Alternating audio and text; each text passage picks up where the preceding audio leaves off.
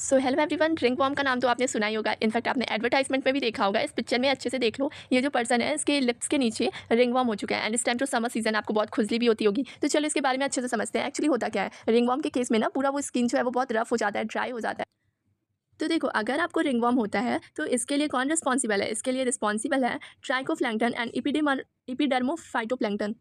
तो देखो, ring warm के लिए जो फंगाई रिस्पॉन्सिबल है वो है ट्राइकोफ्लैंक्टन एंड इपिडर्मोफाइटोप्लैंक्टन। सो ये फंगाई रिस्पॉन्सिबल है for ringworm which is one of the most common infectious disease in man, जो कि बहुत कॉमन इन्फेक्शियस डिजीज़ है। एप्रेसियंस ऑफ ड्राई, मैंने बताया ना, जो स्किन है वो ड्राई हो जाता है। सैलिरेशन on various part of the body such as skin, nails and scalps, okay, are the main symptoms of these disease. तो ये रिंगवर्म्स के मेन सिम्टम्स हैं। These lesions are accomplished by intense itching. तो ringworm में क्या होता है, आपको बहुत ईचिंग होती है, बहुत ईचिंग होगी।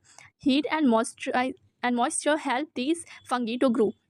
तो अच्छे से समझ लो कि मॉइस्चर की वजह से एंड हीट की वजह से ये जो फंगाई है वो ग्रो करता है, ठीक है। आपको ऐसे पसीना होता है, मॉइस्चर आता है वहाँ पे, गर्मी लगती है, सो ये फंगाई ग्रो करेगा, which make them thrive in skin folds such as those in the groin और बिटवीन द टोज। तो आपके टोज में पैर की जो उंगली होती है उसके बीच में भी ये सब हो जाते हैं। जहाँ मॉइस्चर मिलेगा वहाँ होगा। Ringworm are generally acquired from soil और बाय यूजिंग टावल्स, क्लॉथ्स और even comb of infection individuals.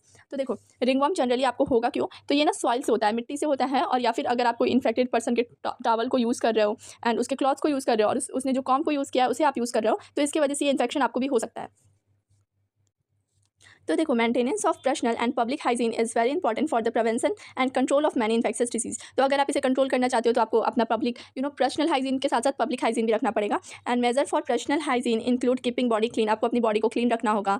Consumption of clean drinking water, और क्लीन वाटर को कंज्यूम करना पड़ेगा, फूड को, वेजिटेबल को, फ्रूट्स को।